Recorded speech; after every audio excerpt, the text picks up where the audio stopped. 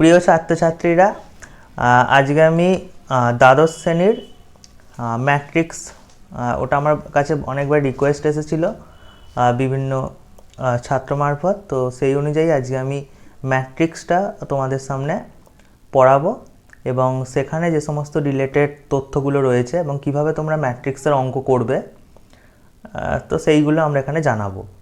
তো সেই অনুযায়ী আমি প্রথম লিখে নিয়েছি চ্যাপ্টারটার নাম, তো ম্যাট্রিক্সের প্রকারভেদ এবং ম্যাট্রিক্স প্রক্রিয়াসমূহ। এটা ক্লাস 12-এর পড়ানো হচ্ছে যে ম্যাট্রিক্সের প্রকারভেদ। তো এখানে প্রথম জানতে হবে তোমাকে এই ম্যাট্রিক্স শব্দটা, কারণ ম্যাট্রিক্স এই প্রথম হয়তো অনেকে শুনছে ম্যাট্রিক্স ব্যাপারটা কি, এবং তার আবার কি প্রকারভেদ আছে এবং তার কি কি প্রক্রিয়া রয়েছে।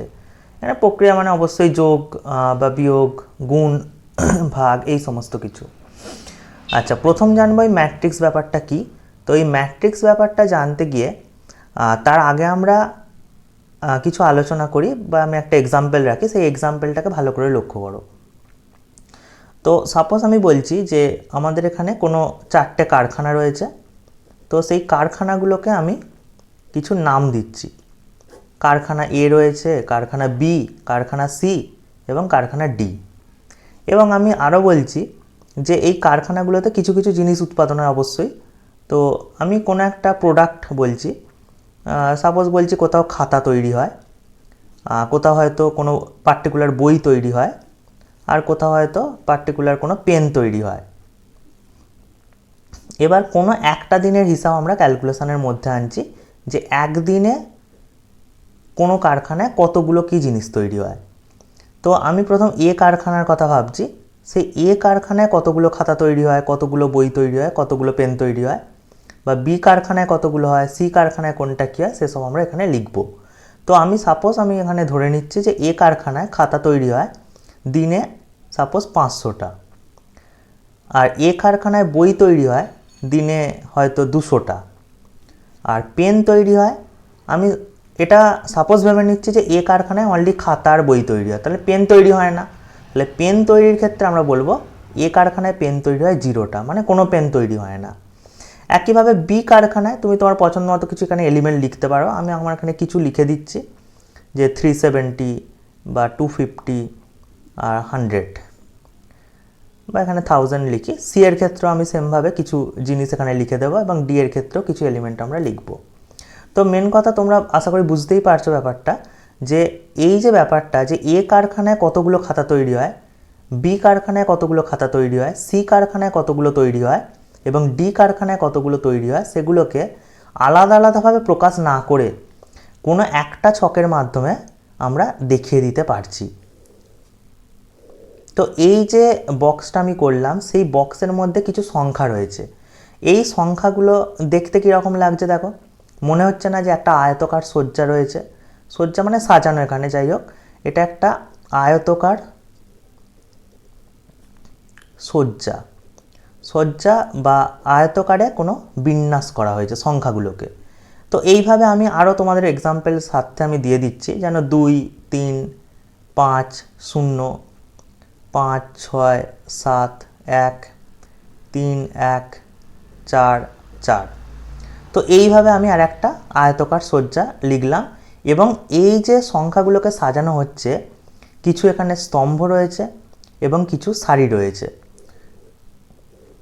এই যে 2, 3, 5, 0, অর্থাৎ এখানে যে অনুভূমিক যে লাইনগুলো রয়েছে সেগুলোকে বলা হয় সারি। সারির ইংলিশ অবশ্যই মনে রাখবে, সেগুলোকে রো বলা হয়। এবং এখানে যে উল্লম্ব যে রেখাটাকে আমি টানলাম এখানে 2, 5 বা 3, তো এইগুলোকে এখানে বলা হয় স্তম্ভ। স্তম্ভের ইংলিশ হচ্ছে কলাম।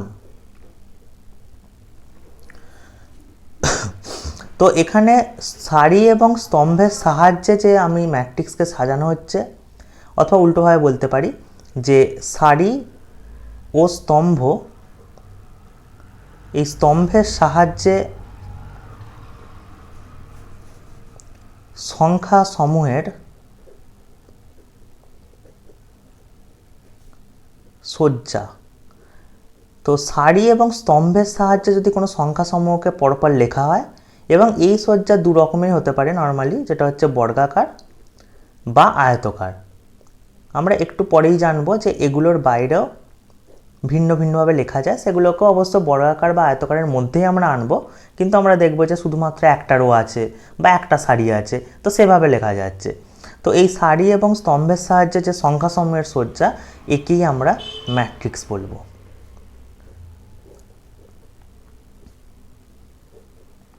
তো আশা করি প্রত্যেকের ডেফিনেশান বুঝতে পেরেছো, এবং ডেফিনেশান ভালোভাবে লক্ষ্য করো যে কিছু সংখ্যাকে জাস্ট আমি লিখে দিলাম, সাপোজ এখানে 1 0 1 -1, তো এইভাবে চারটে সংখ্যাকে আমি পরপর লিখলাম, এটা হচ্ছে একটা ম্যাট্রিক্স। তো এইভাবে হঠাৎ করে লিখে দিলে হবে না, ম্যাট্রিক্সকে একটা ভালোভাবে রিপ্রেজেন্ট করতে হবে। তো সেই জন্য ম্যাট্রিক্সকে নর্মালি আমরা এইভাবে ফার্স্ট ব্র্যাকেটের মধ্যে লিখব।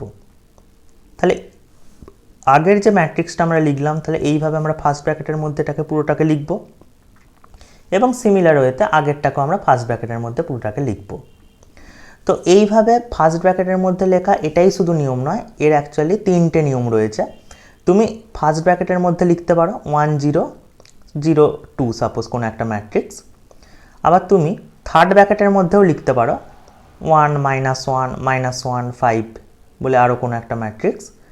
অথবা এই রকম একটা সাইন দেওয়া হবে, যে সাইনের ভিতরে তুমি লিখতে পারো, এই সাইনটা অনেকে হয়তো জানো কিছুটা, যেটা হচ্ছে ম্যাথামেটিক্সের নর্ম সাইন। ভেক্টরে তোমরা পাবে নর্ম সাইন তার সাথে অনেকটা সমান। তো এই 3টে ভাবে আমরা ম্যাট্রিক্সকে লিখতে পারি। এরপরে আমি বলি, এই যে ম্যাট্রিক্সটা তুমি লিখলে, তার জন্য তুমি কি করেছিলে, কিছু সারি আর কিছু স্তম্ভ নিয়ে কাজ করেছিলে।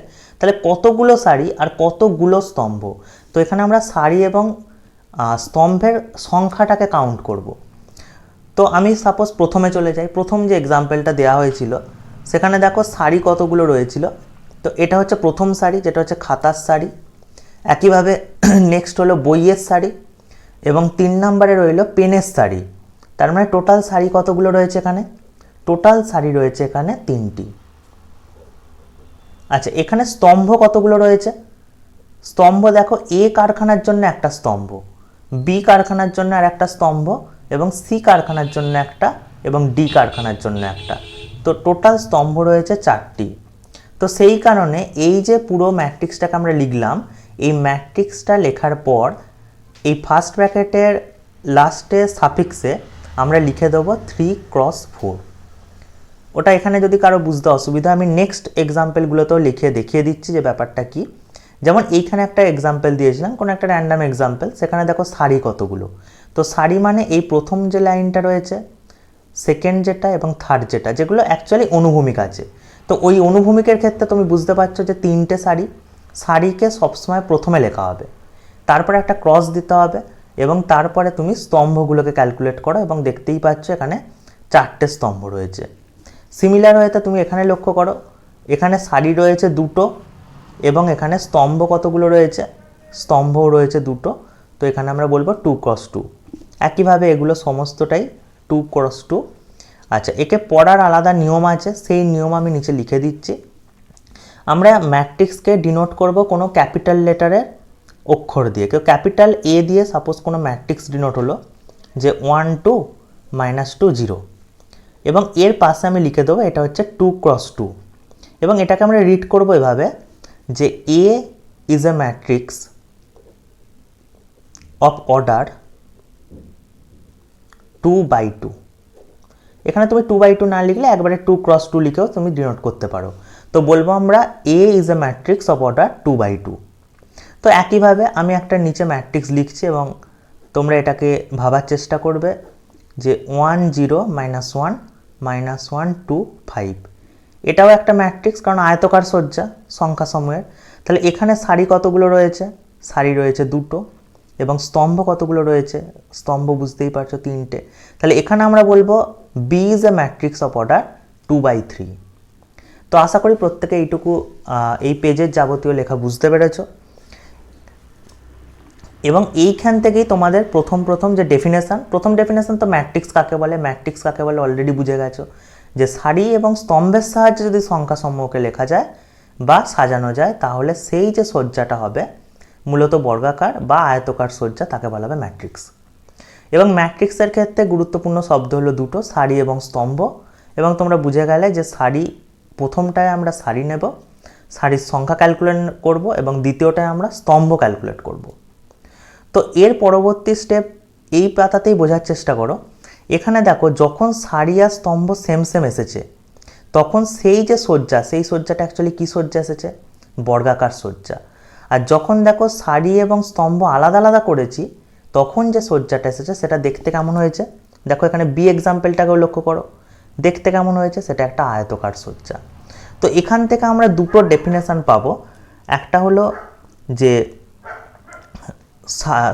বর্গাকার এবং আয়তকার যে ম্যাট্রিক্স সেগুলো কখন তৈরি হয়। তো আমি এখানেই লিখে দিচ্ছি, নেক্সট পেজে আমি অন্য কনসেপ্ট বোঝাবো এরপর। তো যদি সারি সংখ্যা ইকুয়াল টু স্তম্ভ সংখ্যা হয়, তবে সেটার নাম কি? তবে সেটার নাম হলো বর্গাকার ম্যাট্রিক্স।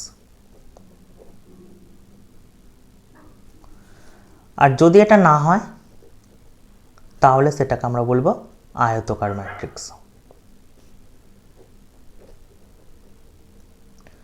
আশা করছি এই পাতার পুরো লেখা প্রত্যেকে ক্লিয়ার হয়েছে। কারো কোনো অসুবিধা থাকলে তারা কমেন্টে জানাবে অবশ্যই। আমি সেই জায়গাটা আবার নেক্সট যেদিন, এর পরের যেদিন ক্লাস হবে তখন আমি বুঝিয়ে দেবো।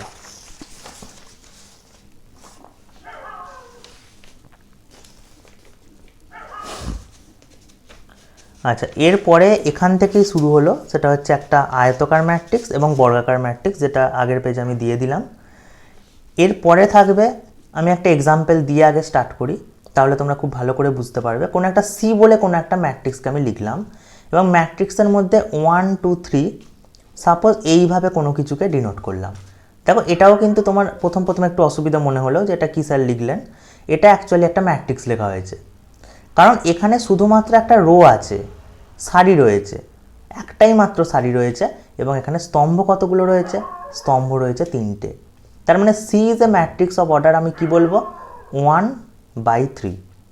তো এই ম্যাট্রিক্সটায় শুধুমাত্র সারি রয়েছে, তো এইটাকে আমরা নাম দেব, এটা হচ্ছে একটা সারি ম্যাট্রিক্স। সবসময় এখানে তোমরা যখনই পড়বে তখন বাংলা পড়ার সাথে সাথে ইংলিশও তার টার্মটাকে জেনে রাখার চেষ্টা করবে। সেটা হলো সারি ম্যাট্রিক্স, যার ইংলিশ হচ্ছে রো ম্যাট্রিক্স। ঠিক সিমিলার ওয়েতে যদি আমরা ডি বলে কোনো ম্যাট্রিক্স নিই, সেই ডি ম্যাট্রিক্সের মধ্যে শুধুমাত্র আমরা এটুকু লিখছি যে -1 -3 5 6। তো এটা দেখো, এটাও কিন্তু একটা ম্যাট্রিক্স, যেখানে সারি কতগুলো রয়েছে? দেখো সারির সংখ্যা হচ্ছে 4টি, কিন্তু স্তম্ভ কতগুলো রয়েছে? স্তম্ভ হচ্ছে 1টি। তার মানে এখানে একটি মাত্রই স্তম্ভ রয়েছে, তো এটাকে আমরা বলবো স্তম্ভ ম্যাট্রিক্স। তো স্তম্ভ ম্যাট্রিক্সের এক্সাম্পল কি হবে? ওটা হবে কলাম ম্যাট্রিক্স।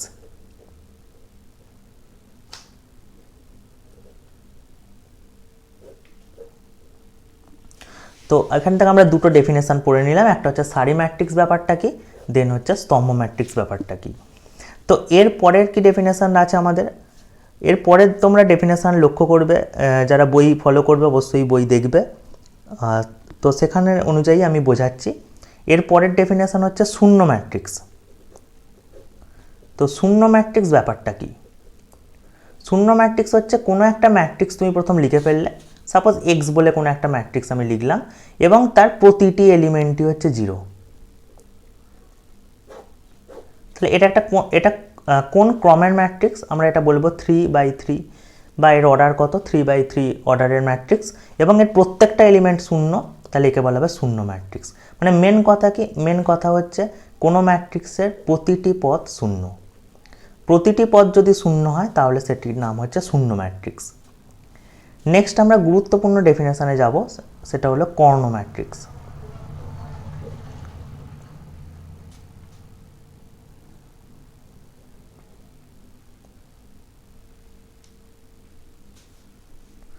আচ্ছা, কর্ণ ম্যাট্রিক্স মানে তোমরা নিশ্চয়ই এখানে আইডিয়া করার চেষ্টা করছো হয়তো অনেকে, যে কর্ণ আমরা সবসময় চতুর্ভুজ বা বিভিন্ন বহুভুজ তাদের ক্ষেত্রে হিসাব করি, কিন্তু আমাদের এখানে কি আছে? নয় আয়তকার নয় বর্গাকার। তাহলে আয়তকার বা বর্গাকার যে কোনো চিত্র, তার ক্ষেত্রে আমরা কর্ণ বলতে বুঝি যে সেখানে দুটো কর্ণ থাকে। আচ্ছা, এই অবস্থায় আমি প্রথমে এইটুকু কথা বলে দিই, সেটা হলো এই যে কর্ণটা আমি প্রথম দাগ দিচ্ছি সেটাকে বলা হবে প্রধান কর্ণ,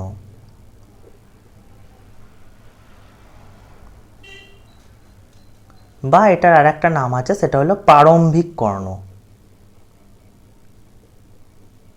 প্রারম্ভিক কর্ণের একটা ইংলিশ রয়েছে, সেই ইংলিশ আছে যে প্রিন্সিপাল ডায়াগোনাল।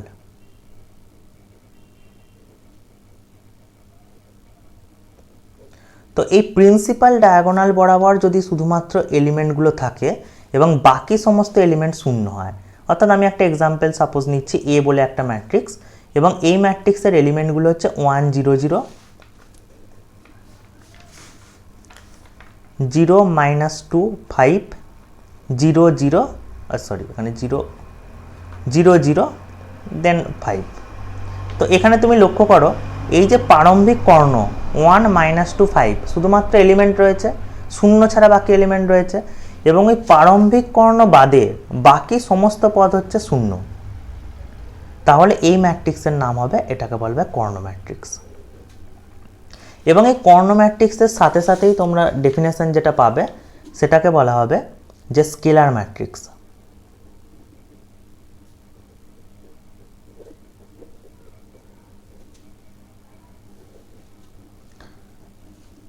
দেখো স্কেলার ম্যাট্রিক্স ব্যাপারটা কি, ওই কর্ণ ম্যাট্রিক্সের সাথে রিলেটেড। স্কেলার ম্যাট্রিক্সে বলা হয় যে সকল কর্ণ ম্যাট্রিক্সের প্রারম্ভিক কর্ণ বরাবর একই পথ থাকবে।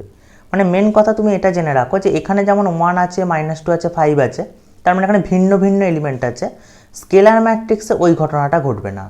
স্কেলার ম্যাট্রিক্সে ঘটবে কি, এমন একটা এক্সাম্পল তুমি এ নিলে সাপোজ, সেখানে যা এলিমেন্টই থাকুক সেই এলিমেন্টটা কিন্তু এখানে প্রারম্ভিক কর্ণ বরাবর সেম থাকবে।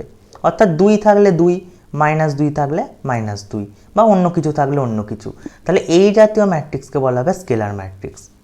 মানে এখানে আমরা ডেফিনেশনে কি বলতে পারবো যে প্রারম্ভিক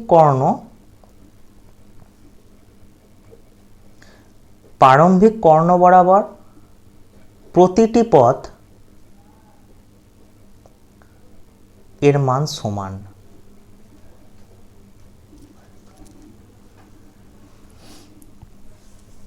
এবং এরপরে যে ডেফিনেশনটা এখানে আসছে সেটা হলো একক ম্যাট্রিক্স। এই একক ম্যাট্রিক্স তোমাদের অঙ্ক করতে বহুবার কাজে লাগবে। তো একক ম্যাট্রিক্সের ধারণা প্রত্যেককে ক্লিয়ার রাখবে। একক ম্যাট্রিক্স একে বলা হয় আইডেন্টিটি ম্যাট্রিক্স।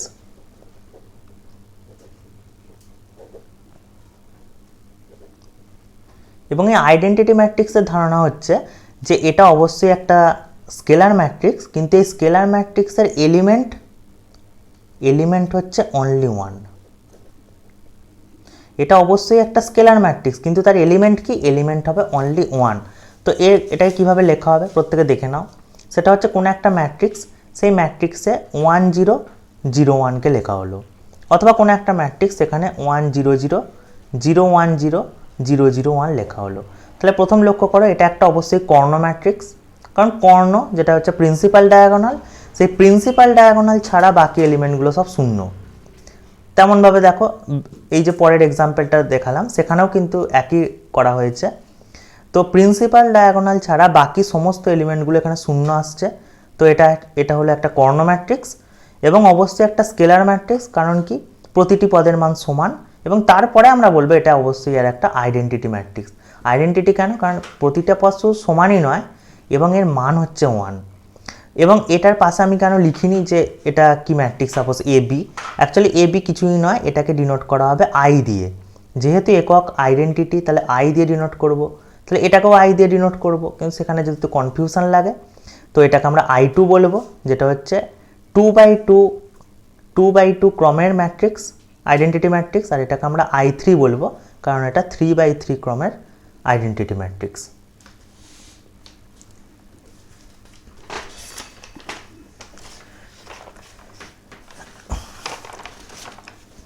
নেক্সট আমরা দেখব সেটা হলো পরিবর্ত ম্যাট্রিক্স, বা ইংলিশটা প্রত্যেকে মুখস্থ রাখবে, সেটা হচ্ছে ট্রান্সপোজ অফ আ ম্যাট্রিক্স, পরিবর্ত ম্যাট্রিক্স।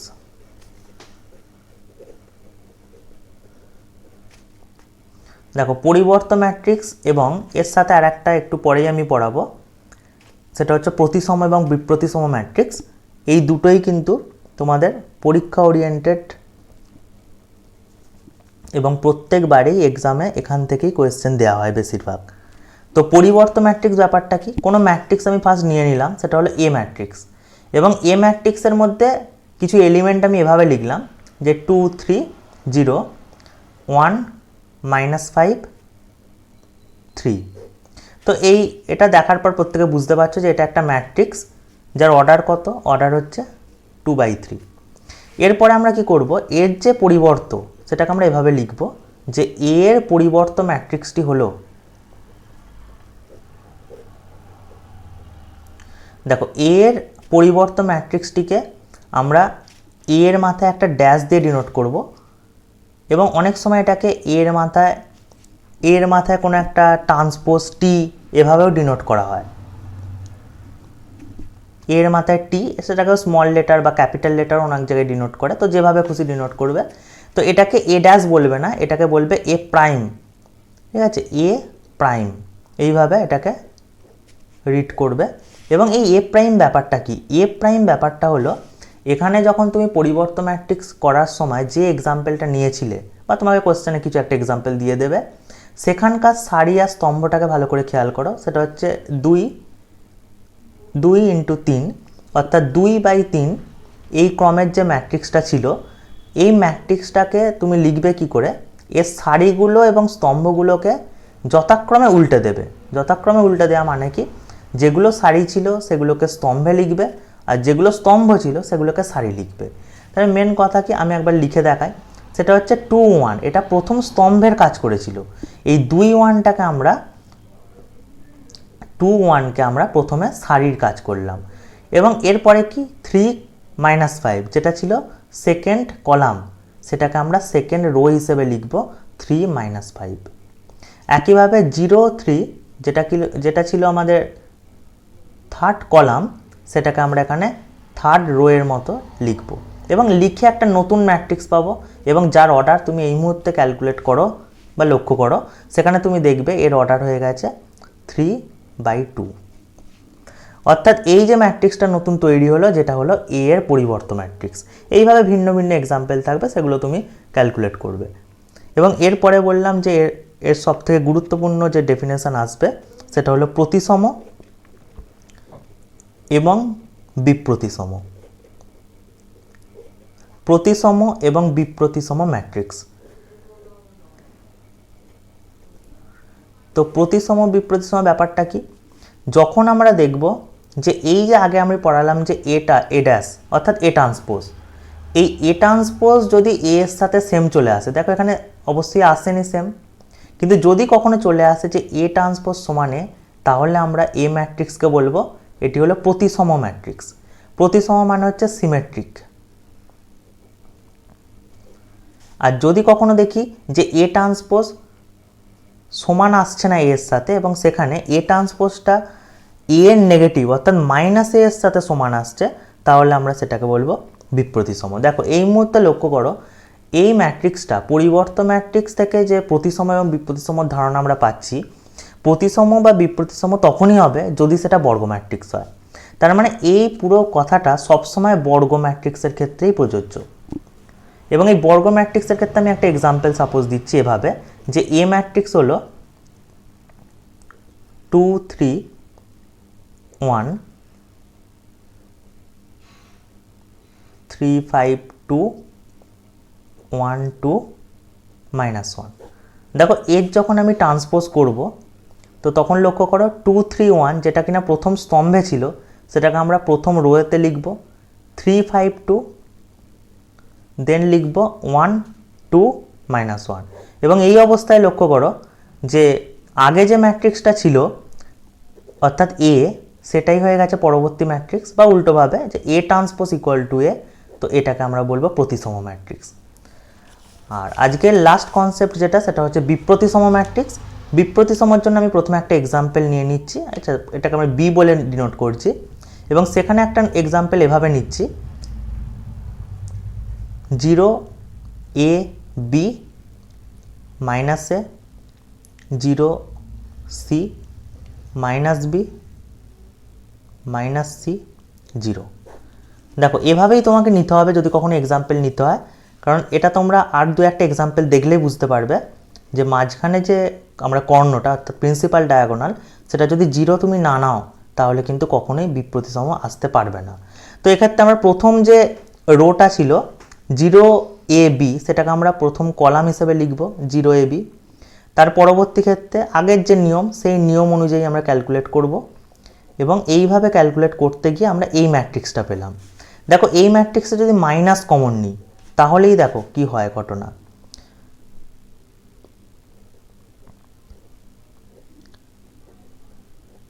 দেখো যখন আমি মাইনাস কমন নিলাম তখন আমি পেয়ে গেলাম মাইনাস অফ বি, পুরো আগের বি ম্যাট্রিক্সটাই পেলাম কিন্তু তার আগে একটা নেগেটিভ রয়েছে।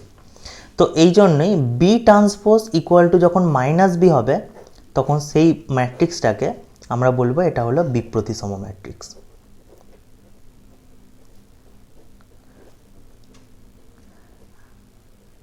আজকে ম্যাট্রিক্সের ক্লাস এতটাই কমপ্লিট করছি এবং নেক্সট দিন আমি ম্যাট্রিক্সের যেটা গুণ অর্থাৎ ম্যাট্রিক্সের স্কেলার গুণ, যেটা অলরেডি খুব গুরুত্বপূর্ণ একটা প্রপার্টি তার আছে যেটা হচ্ছে বিনিময় নিয়ম সিদ্ধ করে না, সেটা নিয়ে আলোচনা করব এবং ম্যাট্রিক্সের গুণ প্রক্রিয়ার যে সমস্ত ধর্ম এবং তার সাথে কিছু আমি বই ওরিয়েন্টেড পড়াবো। তো আজকে এতটাই থাক, প্রত্যেককে থ্যাংক ইউ এবং ভালো লাগলে চ্যানেলটিকে সাবস্ক্রাইব করবে এবং বন্ধুদের মধ্যে অবশ্যই শেয়ার করবে। Thank you everyone.